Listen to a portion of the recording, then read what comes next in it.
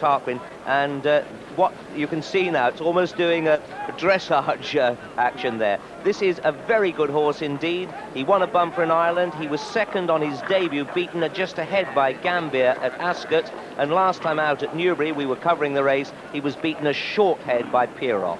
This is a very good horse, and certainly if I was looking for a bit of value, he'd be my one. Ridden by John Frankham, who had a blank day yesterday, but is hoping for better things today and tomorrow. So Linorn, Stag Hill, Ballinacurralad 9-2 joints, Lettock 13-2, 11-1 bar. So there'll certainly be some good prices if none of those win. In the yellow sleeves, blue jacket, in the middle of the frame is 37, Mr. Lord, colours of Simon Tyndall, who has a lot of horses with Stan Mellor now. Mark Perrott in the saddle, and just one run. This was quite an expensive buy. I think he was 19,000 guineas, and certainly his first run was very pleasing. He was running on towards the end, and if he can run on up this hill at Cheltenham, that's where a lot of them die. I hope to see these colours really coming into the action there, because he's a nice horse. Ballinacurralad now firm favourite at 9-2. Stag Hill 5-1, Lettock 13-2, 11-1 bar. 35 there, just going around the green sleeves on the red vest. That's 35, Willits Farm Boy, trained by Peter Haynes. Willits Farm Boy by March out of a Zucchero mare, Sugar Sweet, and he went down by half a length to Green Bramble, who runs in this race, but they were well clear in a bumper. That was at Lingfield in October. But he's successful in several hurdle races. His last race was a little bit disappointing, but not to worry. There'll be a lot more disappointments before the week's over. The grey is 4, Chemin de Guerre. This is a mare by Warpath, but they're coming under orders. Let's join Peter. Thank you, Richard. Yes, the 27 being called in. Ballinacurralad, the 4-1 favourite, 5-1 Stag Hill, 6 Lettock, 11-1 bar, those 3. Captain Dick Smalley calling him in now, and they're away. Dawn Run over on the far side, Linorn on the near side. Between horses is Willits Farm Boy. Just in behind them come Malford Lad and Sabin Loir and Camino Crystal, and Stag Hill on the outside, Noble Air and Dawn Run going on. She's a confirmed front runner, this Irish trained mare. She's gone on now. Dawn Run from Malford Lad, then comes Willits Farm Boy and Linorn, then Sabin Loir. Behind Sabin Loir is Noble Air. Then on the outside is Stag Hill. Just in behind them, Papa's Buskins, Camino Crystal. Behind Camino Crystal is West Tip and Duke of Milan, and Green Bramble. And Military Band is the back marker of the 27 at the moment, and it's Dawn Run making it from Malford Lad and Sabin Loir. On the inside then is Willits Farm Boy. Stag Hill right up with them. Lettock on the outside of Stag Hill. Then comes Noble Air and then Linorn. Behind Linorn is Papa's Buskins with Camino Crystal, and then comes West Tip. And then Inish Glora. Behind Inish Glora is Green Bramble, then Duke of Milan. Behind Duke of Milan is Trust the King. Racing towards the third now. Dawn Run in the lead from Malford Lad. Sabin Loir is third, and Stag Hill and Lettock 4 and 5. Just in behind them, Noble Air and then Linorn and then Papa's Buskins. And a faller there is Green Bramble. Green Bramble has fallen at the fourth. At the third, I should say, is Ryder just getting to his feet now. They're coming to the fourth, the leaders. Dawn Run from Malford Lad, Sabin Loir, Stag Hill, Lettock behind them. Willits Farm Boy, then Papa's Buskins, Linorn holding his place on the far rail. Arctic Conditions just in behind the leaders with West Tip. Then comes Camino Crystal, the grey Chemin de Guerre, coming to the fourth now. Dawn Run lands in the lead from Malford Lad, Sabin Loir, Stag Hill on the inside, Noble Air, then West Tip, and then Willits Farm Boy, then Lettock. Behind Lettock is Camino Crystal, and then Arctic Conditions, and then comes Inish Glora with Chemin de Guerre and Military Band, who's made good progress on the outside. Mrs. Playfair is next. Linorn is still there on the inner, and then comes Simon Legree and Whitehall Bridge, and Papa's Buskins, who's lost a place or two. Behind them, Duke of Milan. The back marker, in fact, at the moment is Captain Dynamo, and as they run downhill, Dawn Run in the lead from Sabin Loir. Stag Hill on the outside of Malford Lad, and then Noble Air is going strongly with Lettock on his outside and West Tip next, and then comes Chemin de Guerre and Camino Crystal, and Military Band still making progress towards the outside, coming to the fifth. Dawn Run lands in the lead from Sabin du Loir, Stag Hill. Then on the outside, Letuc. On the inside, Noble Air. West Tip is next, Chemin de Guerre. Then Military Band. Then on the inside, Trust the King. Behind Trust the King, Richardstown, who's made a place or two. So right down the far side of the course, coming to the 6th of the 10 flights in this Sun Alliance Novices Hurdle, and Dawn Run lands in the lead from Sabin du Loir, Stag Hill, Noble Air. Behind Noble Air, Letuc, and then West Tip. Behind them come Trust the King, and then Inish Glora, who's making ground. Chemin de Guerre on the outside. Military Band still well in touch, racing towards the top of the hill now. The hurdle at the top of the hill. The 7th flight, and it's Dawn Run on the inside. Lands marginally in the lead from Sabin du Loir. Then comes Noble Air, then Stag Hill, then Letuc right up with them too, then Chemin de Guerre, then West Tip, then Trust the King, then Inish Glora, and then Ballinacarrolad making ground towards the leaders. But it's Dawn Run from Sabin du Loir and Letuc, the two Dickinson runners, chasing Dawn Run at the moment. Stag Hill just in behind them. Then comes Noble Air. Then Ballinacarrolad still making progress towards the outside. It's Dawn Run from Sabin du Loir, and then Letuc over on the outside. Then comes Stag Hill, Noble Air, and Ballinacarrolad as they come to jump the next. And there it was Sabin du Loir and Dawn Run, little between them, and then comes Letuc, and then Noble Air, and behind them Stag Hill and Ballinacarrolad and Mrs. Playfair. Then comes Trust the King and West Tip and Chemin de Guerre, and you can virtually count the rest out of it as they come to the second last. Sabin du Loir lands in the lead at the second last. Dawn Run fighting her way back on the inside. Then comes Noble Air, then Letuc on the outside, then Ballinacarrolad. West Tip trying to get into the picture too as Stag Hill fades.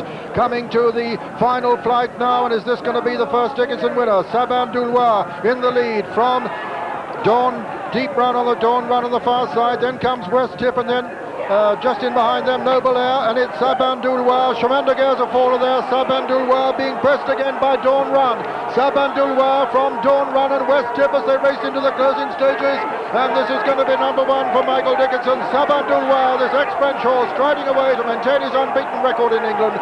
Sabin du Loir wins it. Second is Dawn Run, and third West Tip, and 4 came Noble Air. Behind them, Letuc, and behind Letuc was Simon Legree, and then Vivac. Behind Vivac was Camino Crystal, and then came Trust the King and Mrs. Playfair, and then Stag Hill, who faded, and Ballinacarrolad. Behind Ballinacarrolad was Whitehall Bridge, and then Inish Glora, and then Melford Lad. And looking back to last place, it was Military Band. And so the result of this Sun Alliance Novices Hurdle, first number 38.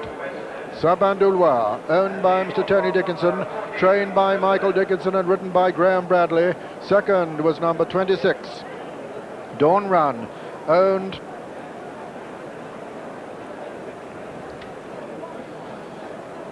by Mrs. C.D. Hill, trained by Paddy Mullins in Ireland, and third was number 22, West Tip, owned by Mr. Peter Luff, trained by Michael Oliver, and ridden by Philip Hobbs. Fourth was number 14, Noble Air. This is the winner, Sabin du Loir, who's maintained his striking English record by achieving his most significant victory to date, his 4th success in England after 3 modest events here, a winner on the flat in France. Here's how he became number 1 for the Dickinson team and number 107 for them of the season, as we review it with Richard Pittman. Well, he's not very big, but he'd gone to the front coming round the last bend. Sabin du Loir, a French-bred little colt, unbeaten in 4 runs now, and he in fact had won a couple of races in France for J. Bertrand de Balanda, and Michael Dickinson had got him from there. He chose not to run him in the Daily Express Triumph Hurdle, and his decision proved correct. Well, the mare Dawn Run on the rails in the red colour, ridden by Ron Barry, had run a terrific race. The winner goes to the last, just touches the top, but the mare in second place, Dawn Run, jumps it beautifully, and it just gives her half a chance. The grey Chemin de Guerre just goes down. He hadn't jumped well on her previous outings, but jumped well up until falling at the last. West Tip running on in third place. This is a good English novice. But the little French horse in front, and he isn't very big, makes Graham Bradley look a big lad, doesn't it? Fighting all the way to the finish. He's a flat horse, and he's got too many guns for the mare. But she certainly has done very well. Dawn Run by Deep Run, what a great stallion he is. And West Tip closing all the time. He'll probably even want further eventually to be at his best. But a good win for Michael Dickinson, who was threatening to throw himself off the stands at the end of racing yesterday. Sabin, the 16-to-1 winner of the Sun Alliance, and only the third English-trained winner of this opener on the second day of the festival after 9 previous runnings. The distance is 3 lengths and 2.5 lengths.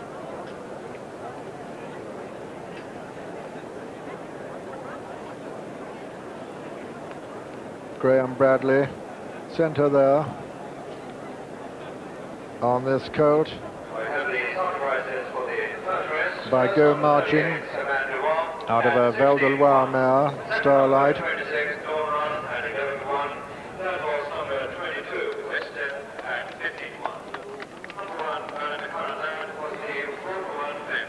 So a very immediate change in the tide of fortune for the Dickinson team. There is the tall Michael Dickinson, the leading trainer of the season, on the left, the record-breaking young Yorkshire trainer, who of course has some very powerful ammunition to field at the rest of the meeting.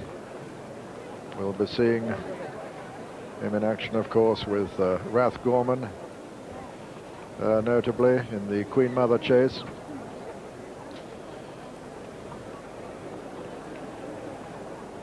And so the full starting prices on the Sun Alliance as follows. First, number 38, Sabin, 16-to-1.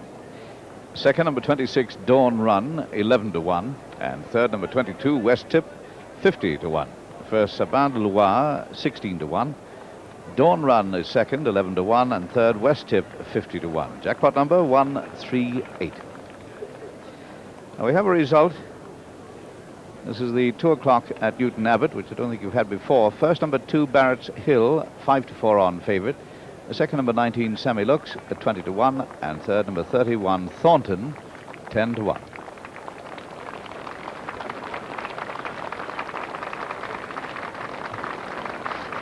So the Dickinson team member returning to that coveted enclosure, which Michael will be hoping to occupy on several further occasions. I said he's represented notably in the next, in the Queen Mother Champion chase, by Rath Gorman, but of course the stable also represented by a very live hope, unbeaten in 4 runs this season, in Badsworth Boy. There's Michael, looking a lot happier than he was yesterday. And I was just saying a little bit earlier, it appears to be the first one that hasn't been fancied in the stable so far. Yes, that's right. Michael was a little bit anxious with the way the horses ran yesterday, because everything was going so well before we came to Cheltenham, and then the first 3 or 4 runs we had were so disappointing, so he was a little bit anxious. But I must say, Letot was fancied more than Sabin Loir today, yes. Yeah. Well, we can look at that from the home turn, and you were always in a good position, and really from here on nothing was going to beat you. Did you ever have any anxious moments? Never, Julian, no, all the way. I just got a nice lead off Ron Barry, and I was going well all the way, you know, and always on the bridle, jumped well enough and everything. And turning for home, it was just a matter of me letting him down and going away to win as far as I wanted, really. It was the first time he'd ever run over 2.5 miles, so we wasn't sure whether we would get the trip. And he has tired and hung a little bit to the left up the running, but you know, he was fairly impressive, and I was never really worried. Well, it's a terrific thing for a 4-year-old to beat the older horses, of course. And one thing he does do, obviously, is stay. That's right, yes. Well, he hasn't got a great deal of speed, and he's never shown a lot of speed at home. That's why originally we didn't think he was good enough, you know, for the Daily Express Triumph. But the way he'd been winning over 2 miles on a race course, you know, he was a different horse on a race course, and he'd been staying on well, and he'd won his 3 races without being ever asked a question. So that was really why we thought he'd stay 2.5 miles, yeah. When did the boss finally decide to run him at Cheltenham? I think he only ran it to give me a ride, actually. He felt sorry for me. I only had 2 rides, and everybody else had about half a dozen. So he came to me one evening stables and said that he was going to run this horse in the 2.5 mile race. He discussed it with the 3 jockeys that had rode him previously, me, Dermot Brown and Kevin White. And it was between us all, us 4, we decided that 2.5 mile would be possibly better than 2 mile. So that's when he decided to run it, just to, you know, see how we go. Well, that's obviously loosened you up very nicely for tomorrow in Bregon, anyway. How do you feel that this ground's going to suit him in the Gold Cup? Well, coming to Cheltenham with all the sunshine and the dry weather, I was a little bit worried the ground might be too fast. But yesterday, although it was officially good to soft, it was fairly holding, it was a bit tacky. And this rain might have eased it a little bit, but it's, it's similar to what it was yesterday. It's good to soft, but it's fairly holding, which should suit Bregon, really. Well, when we last spoke to you, you were a little bit hopeful, I think, of beating Silverbuck. How do you feel just now? Well, I'm still very hopeful, Julian, yes. I think Silverbuck had a lot more class than Bregon and would probably be the better horse. But this year he's had, a few hold-ups and everything, and Bregon is absolutely